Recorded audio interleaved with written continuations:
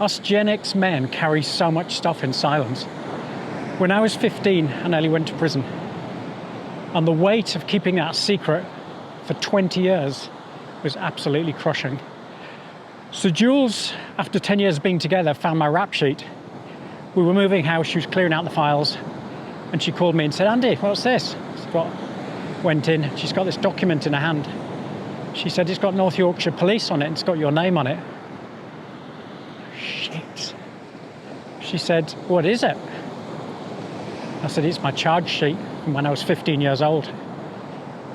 And it was 5 pages long. She said to me, "Why didn't you tell me after 10 years? I said, "There's 2 things. One, I'm ashamed of what I did. And 2, I thought if I told you, you'd leave me." And she said, "That must have been a weight to carry." I said, "Oh yeah." So she said, "Let's have a chat about it." Basically, I was living a toxic childhood, trying to escape it. I'm on a stolen motorcycle at 15 years old, and I come across a police roadblock. And I'm so down, I think, I've got nothing to lose. I don't care if I live or die. I'm going to go for it. And I did.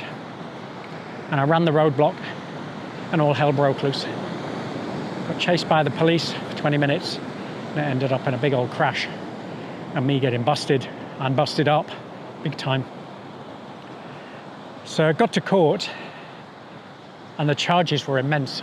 I'll not go into it here, guys, it's too long.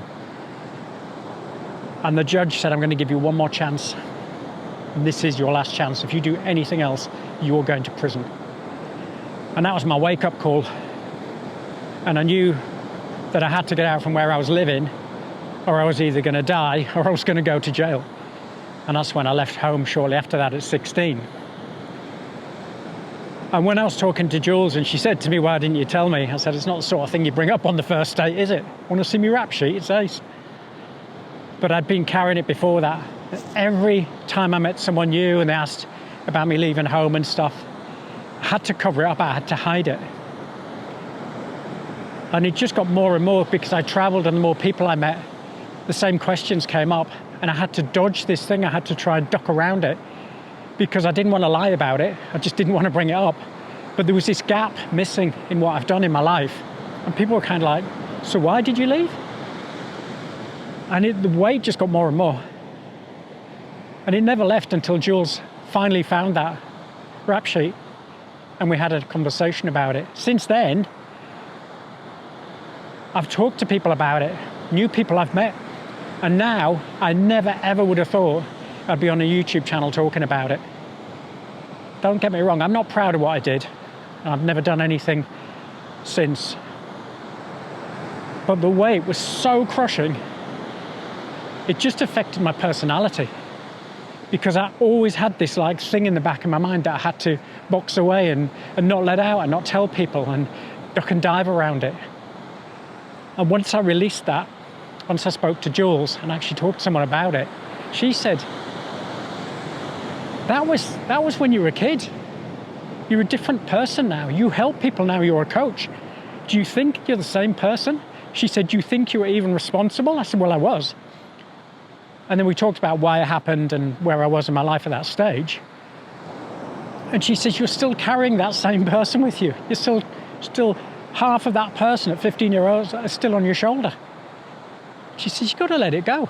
She said, "You're living in the past, and you're also living in the future when we should be living in the present." And what she meant by that was, I was ashamed of what I'd done in the past, and I was scared of what people would think in the future if I told them.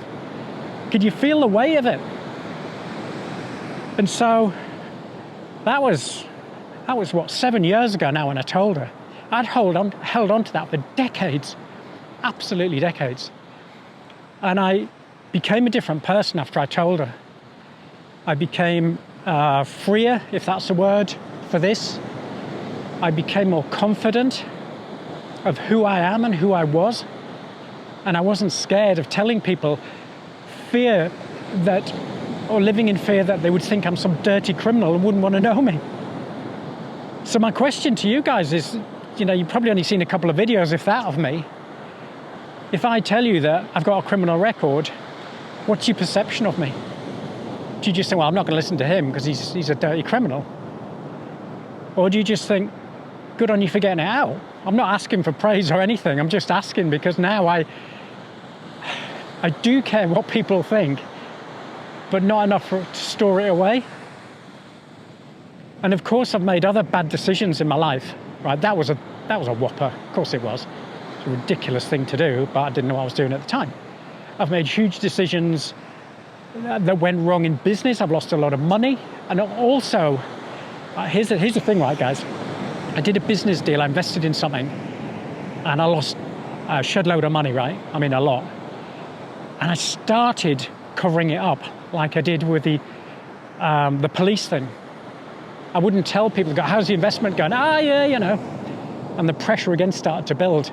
And I had to bring myself back to telling Jules about that incident when I was 50 years old. And so I started telling people, I started saying, it went south. I lost a ton of money. I'm an idiot. And my mates and my mentors went, no, you're not. It happens. You know, you did all your due diligence and you went in with your eyes wide open, and this stuff happens. And again, the weight that came off me. And I thought, that's where I'm going now in life. I'm not covering anything up. And it's not like I go out there to make bad decisions. You know, none of us do. But what the Gen Xers do, what we do is we hang on to it and we bottle it away and try and cover it up or not talk about it. And the pressure gets bigger and bigger and bigger. So if you're hanging on to something, the point of this video is, if you're hanging on to something and you haven't told anyone, even just comment on the video here and just say, I hear you, right? And even just acknowledging that, and it's not telling me, I'm not asking you to tell me what happened and what you're hanging on to. I'm just asking you to acknowledge it, because the tiny little thing that you can do there to say, I hear you and I understand and I get it, releases the pressure valve just a little bit. Because it's almost like you're getting it out, but not. You know, you've got to be comfortable in a space where you can talk to somebody about what that thing is, but you've got to get to that point. You've got to find someone that you can talk to and say, look, this is what I've been bottling up for all these years. Because it's not just a case of carrying a heavy weight. It can get really serious to the point of like the stats of people our age committing suicide because of things they're hanging on to, things they can't let go. It's incredibly sad. I'm not saying it's going to get to that point for you, but what I'm saying is just talk to someone about it. Find somebody, you know, and get it off your shoulders. And I promise you, the weight will come off and you'll be a different person, because we haven't got time to waste at our time of life. We've got to be enjoying it. We've got to be thriving. We've got to be moving forward. You know, I was in there today. I was in there surfing and stuff, and I just felt free as a bird. But before, interesting point, right? Before I told Jules, or before we had the discussion about it, I used to go surfing. I've been surfing for like 40 years, right?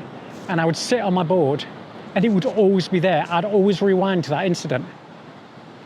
And when I think about now, this is just actually me thinking about it now, it actually tightened me up. It was always like there, it was like my little devil on my shoulder. And since then, I'm as free as a bird out there now. It's really weird, but it's so important. So that's it today, guys. If you feel you just want to give a little thumbs up or something in the comments, just to let that acknowledgement be there, please do. That's what I'm here for. You know, you can see I'm not polished. I'm not trying to be clever or anything like that. I'm just trying to help us from things that I've experienced. And that was a big one. And I promise you, the relief was just incredible. So there you go, guys. I'm here for you. Have a chat, drop a comment, drop a thumbs up.